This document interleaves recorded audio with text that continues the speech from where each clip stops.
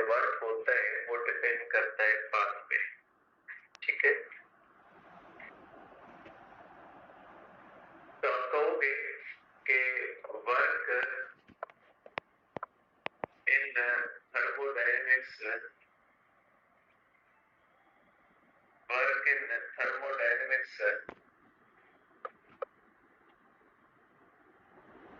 depends upon path।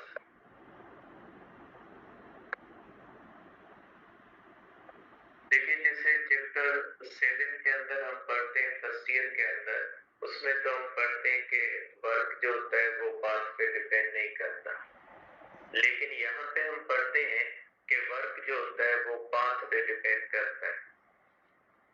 तो यहाँ पे पाथ का मतलब क्या होता है? पहली बात ये कि आप हर वर्क को एक ही पैरामीटर में नहीं देखेंगे कि आप एक जनरल कॉन्सेप्ट बना लेते हैं कि वर्क जो भी होगा वो पाथ पे डिपेंड नहीं करेगा। ऐसा नहीं होता। वर्क फोर्स की वजह से होता है और फोर्सेस की नेचर अलग होती है। कुछ ऐसी फोर्सेस होती है जो कांटेक्ट फोर्सेस होती है, जैसे फ्रिक्शन है, और कुछ ऐसी फोर्सेस होती है जो नॉन कांटेक्ट फोर्सेस होती है, जैसे ग्रेविटी वगैरह, और वो कंजर्वेटिव होती है। तो फोर्सेस की नेचर डिफरेंट होने की वजह से वर्क जो होता है उसके डिफरेंट फार्मूले भी होते हैं और उसको डिफरेंट पैरामीटर्स में देखते हैं। हर वर्क को एक ही पैरामीटर में नहीं देखते कि हम ये कंसीडर कर लेते हैं कि वर्क पाथ पे डिपेंड नहीं करता, तो बेटा वो वर्क अगेंस्ट ग्रेविटी पाथ पे डिपेंड नहीं करता। इवन वर्क फ्रिक्शन वाला जो होता है वो भी पाथ पे डिपेंड करता है। ठीक है, तो जरूरी नहीं है कि हर वर्क पाथ पे डिपेंड ना करे, क्योंकि वर्क जो होता है उसकी नेचर जो होती है वो फोर्स पे डिपेंड करती है, इसलिए डिफरेंट चीजें। तो यहाँ पे हम देखेंगे कि पाथ का मकसद क्या है। यहाँ पे अगर हम देखते हैं तो यहाँ पे कंसीडर करेंगे कि यहाँ पे थर्मोडायनेमिक्स में पाथ का क्या मतलब या मकसद होता है। तो यहाँ पे पाथ का मतलब होता है प्रोसेस फील्ड। सपोज करें हमारे पास इस तरह से एक आइसोबैरिक प्रोसेस है। आपको पता है आइसोबैरिक प्रोसेस के अंदर प्रेशर जो होता है वो कांस्टेंट होता है। हमारे पास एक थर्मोडायनेमिक सिस्टम है जिसका प्रेशर जो होता है वो कांस्टेंट है, जबकि थर्मोडायनेमिक सिस्टम है उसका वॉल्यूम कांस्टेंट है। आइसोकोरिक प्रोसेस, आप इसका कह लें कि इसका वॉल्यूम जो होता है वो कांस्टेंट होता है। दो थर्मोडायनेमिक सिस्टम हमने लिए। अब अगर हम इसको हीट देते हैं डेल्टा Q1 और इसको हम देते हैं डेल्टा Q2, अब कंसीडर कर लें कि हमने इक्वल अमाउंट ऑफ हीट दोनों को दी। अब इसका आइसोबैरिक प्रोसेस है, आप जब हीट दोगे तो इसके अंदर वॉल्यूम चेंज होगा, और ये आइसोकोरिक प्रोसेस है तो इसके अंदर चेंज इन वॉल्यूम जीरो होती है, देयरफॉर वर्क जो होगा वो जीरो होगा। जबकि इसके अंदर चेंज इन वॉल्यूम जीरो नहीं होती तो वर्क भी जीरो नहीं होगा। तो इस चीज को हम कहते हैं पाथ, कि जब हम किसी भी थर्मोडायनेमिक सिस्टम को हीट देते हैं तो वो किस प्रोसेस में देते हैं। आइसोकोरिक प्रोसेस में देते हैं, आइसोथर्मल प्रोसेस में देते हैं, आइसोबैरिक प्रोसेस में देते हैं, किस में देते हैं। तो डिफरेंट प्रोसेसेस में इक्वल अमाउंट ऑफ हीट जब हम देते हैं तो डिफरेंट वर्क हमें मिलता है। देखिए, अगर यहाँ पे भी 100 जूल दे, यहाँ पे भी 100 जूल दे, इस 100 जूल की वजह से तो वर्क मिलेगा, लेकिन इस 100 जूल की वजह से हमें वर्क नहीं मिलेगा। ठीक है, तो मतलब ये हुआ कि वर्क जो होता है वो थर्मोडायनेमिक्स में प्रोसेस पे भी डिपेंड करता है कि आप जो हीट दे रहे होते हो थर्मोडायनेमिक सिस्टम को, वो किस प्रोसेस के थ्रू दे रहे होते हो। आप उसको कांस्टेंट वॉल्यूम के थ्रू दे रहे होते हो, या आप उसको कांस्टेंट प्रेशर के थ्रू दे रहे होते हो, या कांस्टेंट टेम्परेचर। अगर फॉर एग्जांपल यहाँ पे एक और प्रोसेस हम ले लें जिसके अंदर अगर हीट सप्लाइड T कांस्टेंट है, ठीक है, तो जो T कांस्टेंट है उसके अंदर अगर हम हीट दें डेल्टा Q3 और ये भी इक्वल दे दें तो इसके अंदर वर्क सबसे ज्यादा हो आइसोथर्मल प्रोसेस। अगर आइसोथर्मल प्रोसेस में भी वर्क होगा, आइसोबैरिक में भी वर्क होगा, लेकिन इसके अंदर इंटरनल एनर्जी भी चेंज होगी और इसके अंदर इंटरनल एनर्जी चेंज नहीं होगी क्योंकि टेम्परेचर क्या होता है, कांस्टेंट होता है। तो देखें डिफरेंट प्रोसेसेस के अंदर डिफरेंट वर्क होगा, ठीक है। तो यहाँ पे मैंने आइसोबैरिक और आइसोथर्मल का ये कहा है कि इक्वल वर्क है। बहुत सारी जगहों पे आप देखोगे कि लिखा हुआ होगा आइसोबैरिक का वर्क डिफरेंट ज्यादा होता है as compare to the isothermal, ठीक है। वो एक अलग कंडीशन है, ये कंडीशन है, ठीक है। अगर इक्वल हीट देंगे आइसोबैरिक में और आइसोथर्मल में तो आइसोथर्मल में वर्क ज्यादा होगा। अगर इक्वल टेम्परेचर चेंज है, ठीक है, अगर इनिशियल और फाइनल स्टेट्स सेम है तो आइसोबैरिक में ज्यादा होगा, ठीक है। अगर जो है वो इनिशियल और फाइनल स्टेट सेम है तो आइसोबैरिक में ज्यादा होगा। जब प्रोसेस आएंगे तो मैं इस चीज को एक्सप्लेन कर दूंगा, लेकिन मैंने यहाँ पे इसलिए बताया क्योंकि कुछ अफलातून है वो फिर जो है वो मुझे भेजेंगे कि सर ये देखें यहाँ पे आइसोबैरिक लिखा हुआ है, आपसे बस आइसोथर्मल है। तो कंडीशनल चीजें होती है, रट्टा नहीं लगाए। मैं आपको बार बार ये चीज कहता हूँ, रट्टा नहीं लगाए, कंडीशनल चीजें होती है। तो यहाँ पे जो मैंने कंडीशन ली हुई उसके अंदर मैं तीनों प्रोसेसेस को इक्वल अमाउंट ऑफ हीट दे रहा हूँ।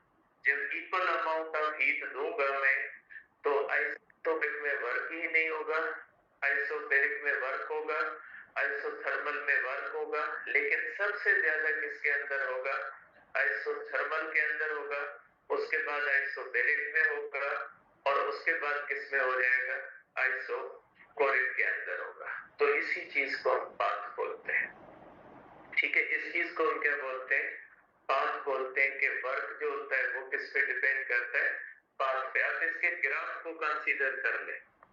अगर आइसोबैरिक का प्रोसेस आप देखोगे तो उसका ग्राफ ये बनेगा, ए से बी का पाथ ये बनेगा। अगर आप आइसोकोरिक का ग्राफ लोगे तो आइसोकोरिक के अंदर ये बनेगा, ए से बी की तरफ ये रास्ता बनेगा, ठीक है। अगर आप आइसोथर्मल के अंदर लोगे प्रेशर और वॉल्यूम के दरमियान तो ए से बी का रास्ता ये बनेगा, इसी को हम पाथ कहते हैं।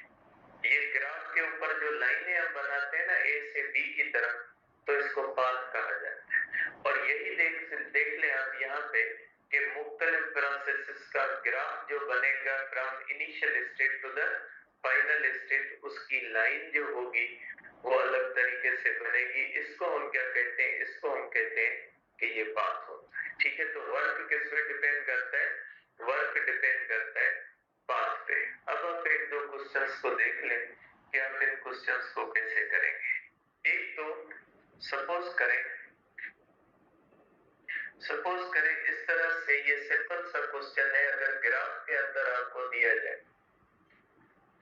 इस तरह से ग्राफ आपको दिया जाए और उसमें वर्क का कहा जाए, सपोज करिए हमारे पास है प्रेशर और वॉल्यूम।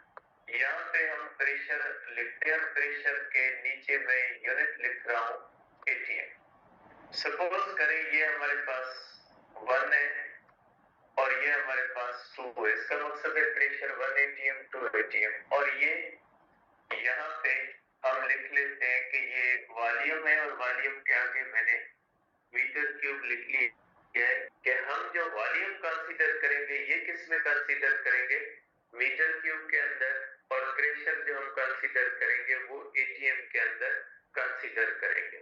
अब अगर इस तरह से आपको एक वैल्यू दी जाए, लाइन दी जाए और कहा जाए कि इसका जो होगा वर्क बताएं कि इसके वर्क की वैल्यू क्या होगी और वर्क की नेचर क्या होगी। वैल्यू का मकसद है आप कैलकुलेट करें, नेचर का मकसद होता है कि ये वर्क पॉजिटिव होगा या नेगेटिव होगा, ठीक है। तो आपको पता है वर्क पॉजिटिव या नेगेटिव का प्रेशर और वॉल्यूम से। कैसे पता लगता है कि अगर एरो पॉजिटिव एक्सिस की तरफ है, अगर एरो पॉजिटिव एक्सिस की तरफ है तो वर्क कौन सा होगा? पॉजिटिव। अगर एरो नेगेटिव एक्सिस की तरफ है तो वर्क कौन सा होगा? नेगेटिव होगा। ये किस तरफ एरो है? पॉजिटिव एक्सिस, मींस ये एक्सपेंशन है। जो पॉजिटिव एक्सिस की तरफ जो एरो होते हैं ना, वो किसके होते हैं? वो होते हैं एक्सपेंशन के। और जो नेगेटिव एक्सिस की तरफ एरोज होते हैं वो किसके होते हैं? कंप्रेशन के होते हैं। ठीक है, तो आप कह सकते हैं कि जो एरो पॉजिटिव एक्सिस की तरफ होगा तो मींस वर्क की नेचर कौन सी है? नेचर ऑफ वर्क जो होती है ये पॉजिटिव है। ठीक है, नेचर ऑफ वर्क जो है ये पॉजिटिव। अब इसका मैग्नीट्यूड क्या है? देखिए, मैग्नीट्यूड के लिए आपने सिर्फ एक फार्मूला पढ़ा है और वो कौन सा है? P delta we. तो पहले देख लें कि वो यहाँ पे एप्लीकेबल है या नहीं है, क्योंकि वो फार्मूला कब एप्लीकेबल होता है? जब प्रेशर क्या होता है? कांस्टेंट। यहाँ पे आप देख रहे हैं कि लाइन जो होती है वो हमें बताती है कि प्रेशर क्या है? सेम है, कांस्टेंट है, प्रेशर चेंज नहीं हो रहा। अगर प्रेशर कांस्टेंट है, ठीक है, इसका मकसद है कौन सा फार्मूला आप लगा सकते हैं? पी डेल्टा वी लगा सकते हैं। अब यहाँ पे आप डेल्टा वी पहले इस तरह से ले ले बेटा इसको, तो ये हो जाएगा इस तरह से। अब आपको पता है ये जो एरिया होती है, ये एरिया किसके बराबर होती है? ये एरिया जो होती है ये बराबर होती है वर्क के। वैसे हम इसको A is equal to work लिख सकते हैं, क्योंकि हम यहाँ पे स्टेटमेंट बनाते हैं कि area is numerically equal to the work. लेकिन मैंने इक्वल नहीं लिखा कि फिर मसला होगा कि मार्क करके भेजेंगे कि एरिया का मीटर स्क्वायर होता है और वर्क का जूल होता है। इतना फिजिक्स के साथ स्ट्रिक्ट ना हो। Area A is equal to work का मकसद ये नहीं होता एरिया वर्क है, इसका मतलब है न्यूमेरिकल वैल्यू बराबर है। ठीक है, कि अगर एरिया 2 मीटर स्क्वायर है तो हम समझेंगे वर्क 2 जूल होगा। ठीक है, इसको इस तरह से सिंपल सेंस में ले, थोड़ा इतना ज्यादा हेवी न ले फिजिक्स को। तो एरिया जो होती है वो किसके बराबर होती है? वर्क के बराबर होती है। इसलिए इसकी एरिया आप निकालें। इसकी एरिया आप किस तरह से निकालोगे? ये लेंथ इनटू विड्थ। यहाँ पे हो जाएगा 1 2 3 4, तो ये हो जाएगा प्रेशर। फॉर एग्जांपल प्रेशर की वैल्यू अगर हम देखते हैं तो प्रेशर हो जाता है हमारे पास इस तरह से। ये हो जाएगा बेटा pressure is equal to 1 atm इसको न्यूटन पर मीटर स्क्वायर के अंदर कन्वर्ट करोगे डेल्टा वी, ये हो जाएगा 4। ठीक है, 4 - 2 is equal to 2 metre cube. Value रखोगे तो आपके पास कैलकुलेशन आ जाएगी। ठीक है, तो ये हो जाएगा इस तरह से। ग्राफ से आप कर सकते हैं, सिंपल सा ग्राफ था। एक क्वेश्चन और देखें आप इसका। देखिए इसको करें वाला, इसको थोड़ा इसको करे वाला क्वेश्चन को थोड़ा लिखे वाला बनाए वाला। आप क्या बनाते हैं इसका क्वेश्चन का बेटा डेटा बना लें कि आप क्या बनाते हैं इसके।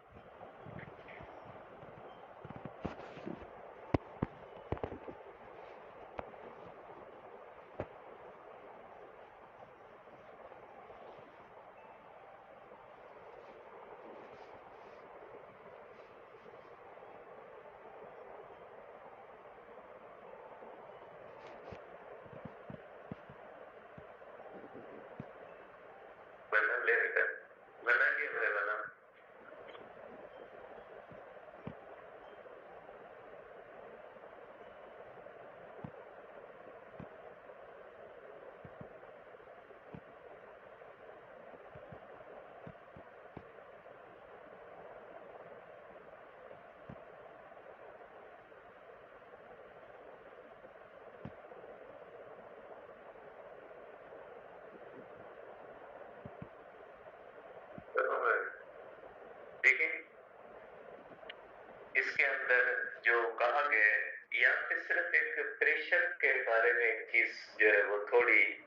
बतानी है कि इसमें कहा गया कि इस तरह से हमारे पास एक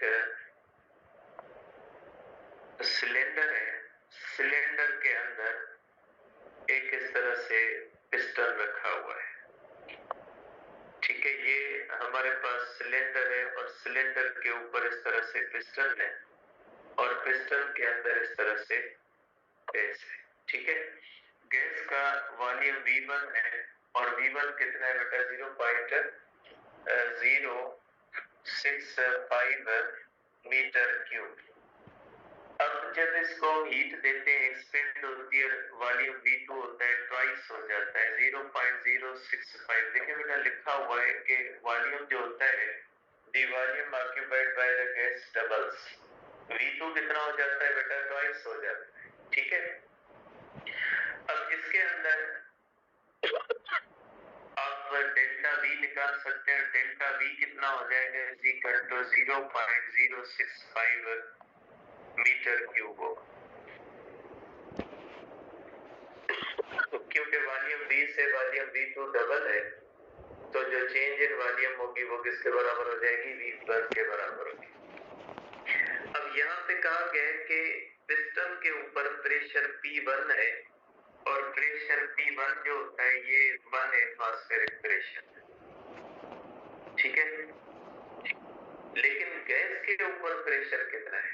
हमें वर्क कौन कर रहा है? गैस कर रही है ना, तो हमें पिस्टन के ऊपर प्रेशर नहीं देखना, प्रेशर पिस्टन के ऊपर कितना है हमें देखना है, गैस के ऊपर प्रेशर कितना। क्योंकि गैस ने जब एक्सपेंड किया है ना, तो गैस के ऊपर जितना प्रेशर है ना, उसके अगेंस्ट गैस ने एक्सपेंड किया है। तो गैस के ऊपर दो प्रेशर है, एक प्रेशर जो एटमॉस्फेरिक प्रेशर है, जो इस तरह से पिस्टन को पुश कर रहा है नीचे, वो प्रेशर गैस के ऊपर आ जाता है। ऊपर से इस पिस्टन का अपना जो वेट है, pressure due to the weight of the piston, क्योंकि वेट ऑफ द पिस्टन भी नीचे इसको इस तरह से पुश करेगा, तो इस तरह से जब इसको खींचेगा तो एक तो पिस्टन का वेट प्रेशर डाल रहा है और प्लस में जो है वो कौन इसके ऊपर प्रेशर डाल रहा है? Atmospheric pressure. तो जो टोटल प्रेशर हो जाता है वो pressure P1 plus pressure due to the weight. आपको पता है pressure due to the weight is equal to weight per unit area. तो वेट कितना हो जाता है? 100 और एरिया कितनी है पिस्टन की? 0.65। तो यहाँ पे वर्क का फार्मूला हो जाएगा P1 plus P due to the weight into delta V। ये फार्मूला। ठीक है, तो इसको ये देखना है कि अगर पिस्टन का सम वेट है ना, तो गैस के ऊपर सिर्फ जो प्रेशर होता है वो एटमॉस्फेरिक नहीं लगता, वो प्रेशर किस वजह से लगता है?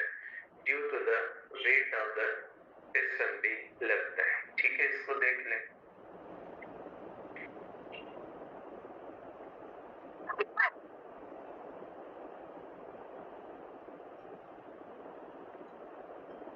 इसके लिए कौन सा फार्मूला लगा?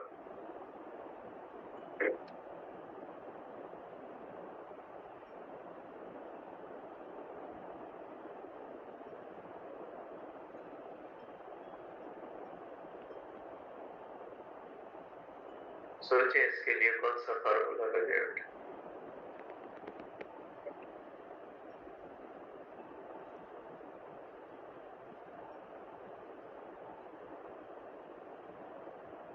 देखिए बेटा, पहले ये तय करना है कि P डेल्टा V यहाँ पे लगेगा भी सही या नहीं लगेगा। ठीक है, P डेल्टा V फार्मूला हर जगह पे नहीं लगता, वो सिर्फ तब लगता है जब प्रेशर क्या होता है? कांस्टेंट। देखिए इसमें कुछ प्रेशर के बारे में कहा गया है। If 70 calorie of heat is required to raise the temperature of 2 mole of an ideal gas at constant pressure around 30 to 35 degree Celsius। बेटा ये डिग्री है।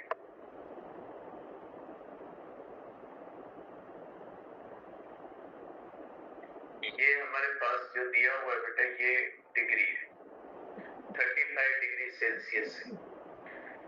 इसके अंदर देखें तो raise the temperature of 2 mole of an ideal gas at constant pressure. मकसद P delta V applicable है। Constant pressure के लिए P डेल्टा V क्या होता है? एप्लीकेबल है। अब आप देखें आपके पास तो वर्क जो है वो फार्मूला ये होता है बेटा कि वर्क का फार्मूला जो होता है वो होता है P डेल्टा V, ये फार्मूला होता है, ठीक है। अब आप देखें नंबर ऑफ मोल्स कितने? 2 और delta T 35 minus 30 is equal to 5 degree Celsius. अब आपके हिसाब से तो ये जो डेटा इस फार्मूले के अंदर नहीं लग सकते। आइडियल गैस के लिए ये इक्वेशन भी वैलिड है, ठीक है। प्रेशर कांस्टेंट है, वॉल्यूम चेंज हो रहा है, means isobaric process. Pressure constant है, वॉल्यूम चेंज होता है, तो आइसोबैरिक में टेम्परेचर भी चेंज होता है। तो आप इस इक्वेशन को लिख सकते हैं P delta V is equal to NR delta T। इसका मकसद है आप लिख सकते हैं work is equal to NR delta T। इसकी आपके पास डेटा मौजूद है, इसकी डेटा आपके पास है, डेल्टा T भी है, N भी है, R की वैल्यू आपको पता है, तो इस फार्मूले के थ्रू आप इसको कर सकते हैं, ठीक है। अब आ जाते हैं थर्मोडायनेमिक्स में कुछ साइन कन्वेंशंस होती हैं, ठीक है। ये हमारे पास होती हैं थर्मोडायनेमिक्स के अंदर साइन कन्वेंशंस। क्योंकि थर्मोडायनेमिक सिस्टम के अंदर हमने 3 चीजें पढ़ी है। एक हमने पढ़ा है कि थर्मोडायनेमिक सिस्टम को हम हीट देते हैं, उसकी इंटरनल एनर्जी भी होती है, और दूसरा कौन सा होता है? तीसरा इसके अंदर टेम्परेचर होता है। 3 चीजें होती है, हीट सप्लाइड भी हो सकती है, इंटरनल एनर्जी भी हो सकती है, और इसके अंदर क्या हो सकता है? टेम्परेचर भी हो सकता है, और वर्क भी हो सकता है इसके अंदर। अब कौन सा, जब हम हीट देते हैं या थर्मोडायनेमिक सिस्टम से हीट लेते हैं तो कब पॉजिटिव होगी, कब नेगेटिव होगी? जो इंटरनल एनर्जी की चेंज होगी कब पॉजिटिव होगी, कब नेगेटिव होगी? और जो वर्क होगा वो कब पॉजिटिव होगा और कब नेगेटिव होगा? तो देखिए डेल्टा क्यू है when heat is supplied to a system. जब हम किसी भी थर्मोडायनेमिक सिस्टम को हीट दे रहे हैं तो हीट क्या हो जाएगी? पॉजिटिव। और जब किसी भी थर्मोडायनेमिक सिस्टम से हम हीट ले रहे हैं, जब हीट बाहर आ रही है तो उसको नेगेटिव माना जाएगा, जब हम हीट दे रहे होते हैं तो उसको पॉजिटिव माना जाएगा। और वर्क है, जब बाय द सिस्टम है, एक्सटेंशन है, तो उसके अंदर पॉजिटिव होगा, और जब ऑन द सिस्टम है तो ये जो होगा ये कौन सा हो जाएगा? नेगेटिव हो जाएगा, ठीक है।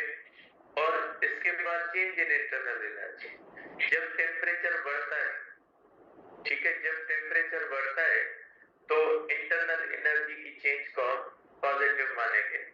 जब टेम्परेचर कम होता है तो इंटरनल एनर्जी की चेंज को नेगेटिव माने, क्योंकि इंटरनल एनर्जी की चेंज जो होती है ना वो टेम्परेचर का सबब बनती है। अगर इंटरनल एनर्जी कम हुई है मींस फाइनल टेम्परेचर कम और इनिशियल क्या है? ज्यादा। अगर इंटरनल एनर्जी बढ़ी है इसका मकसद है फाइनल टेम्परेचर ज्यादा, अगर इनिशियल टेम्परेचर क्या होता है? कम होता है। तो ये इसको हम कहते हैं साइन कन्वेंशंस। अब इन तीनों के बारे में जो हमें रिलेशन बताता है, इसका छोटा सा रिलेशन है जो फर्स्ट लॉ ऑफ थर्मोडायनेमिक्स में पढ़ते हैं। तो first law of thermodynamics, FMPB इसको कहते हैं हम।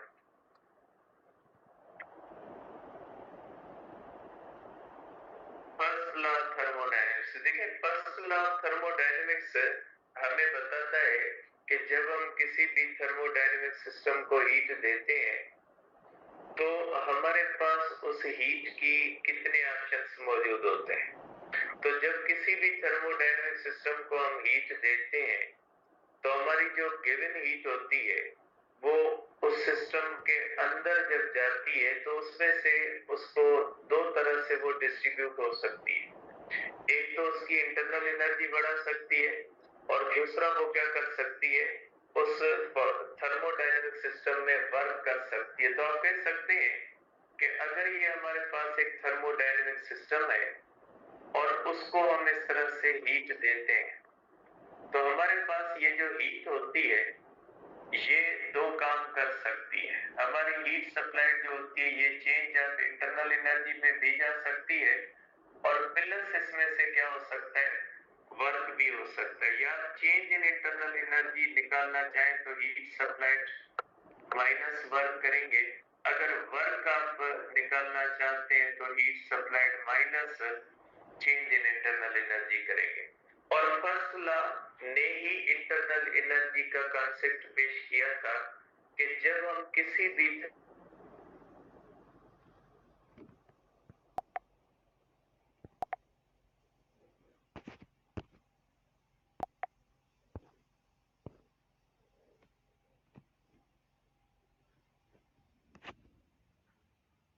एनर्जी का मकसद है energy content with in the system, कि किसी भी चीज के अंदर एनर्जी स्टोर हो सकती है। ये कॉन्सेप्ट दिया था फर्स्ट लॉ ने, जिसको हम बाद में इंटरनल एनर्जी कहते हैं। कि फर्स्ट लॉ कहता है कि जरूरी नहीं है कि आप जितनी भी हीट दें वो टोटल की टोटल वर्क में जाए, उसका सम पार्ट उस सिस्टम के अंदर स्टोर हो सकता है। ठीक है, तो इसलिए हम इसके दो हिस्से